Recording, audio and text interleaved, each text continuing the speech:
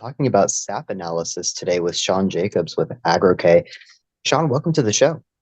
Hey, thanks for having me. Pleasure to be here. Definitely, it's great to have you here today. We've talked about SAP analysis on the show before. It's been a while though, and with some growers, taking part in leaf sampling in the month of July, might be a good time to think about this kind of technique. I'm curious for those that might not know, what unique insights, things like key indicators, et cetera, does SAP analysis provide that maybe a regular tissue testing wouldn't? Well, it's a great question. Both tests are giving you nutrient levels, but they're doing it in a different way. When we say SAP analysis, we specifically mean leaf SAP analysis. Even your samples, we remove the petioles. But the main difference is that the leaf tissue analysis gives you the entire leaf, everything that's in the leaf, everything that's on the leaf, nutrients inside the leaf that are bound to leaf structure, as well as the stuff that's actually in the sap, which makes up a much smaller portion of the overall total of those nutrients.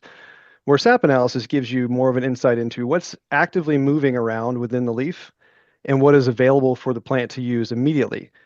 Certain nutrients, even if you were to say something like sodium or boron, a lot of times they are accumulating, and especially calcium, accumulate in the tissue.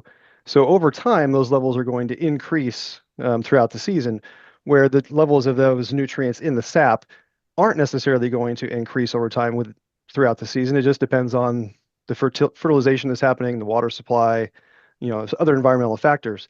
So it gives you a much different kind of view of what's going on within the plant, and gives you a bit more of a proactive view versus a reactive view. So a lot of times the nutrients that are in the sap, they're being used to develop new tissue or help to mature, ripening fruit or grow existing tissue that's younger into mature tissue. And so you can see whether there's potential deficiencies or toxicities in that sap for particular nutrients before largely they're being used or needed to be used in the manufacture or creation of various plant parts. Certainly. And you mentioned that, this type of analysis can provide information about what the plants can use, can take up in that moment. How does SAP analysis really empower growers to make just those real-time decisions in season? And how might those decisions actually impact something like crop yield or quality? Well, it's a great question.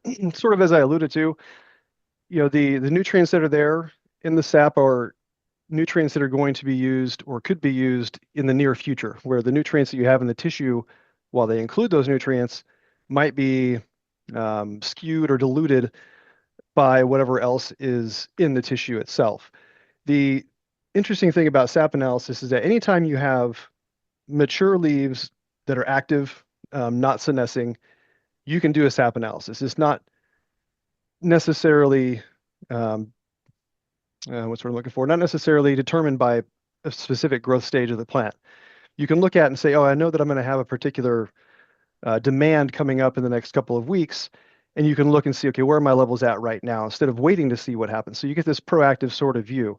One of the kind of the hallmark trials that we did to look at some of this, and we came about SAP analysis because we were trying to verify that our products were working, and we deal with micronutrients, and so a lot of times they're smaller levels, hard to see in a whole tissue. We're wanting to exclude material that might be on the outside leaf. We're wanting to test for penetration, things like that. But one of the trials that is showing a lot of promise and a really good example of how this works is looking at tomatoes around bloom time. And when you have blooming tomatoes and they're setting, if you're low in calcium or high in potassium or both, you can have issues with blossom end rot. Basically, you don't have enough calcium in proportion to potassium to develop the cell walls properly. Then you can have fissuring that happens in cell walls and cracking and stuff like that. And we saw that in tissues taken from the exact same field versus sap taken from the exact same field, we see that in the tissues, oh, calcium levels are high, potassium levels are okay. And then when we do a SAP analysis, it's flip-flop, where potassium levels are really high and calcium levels are low.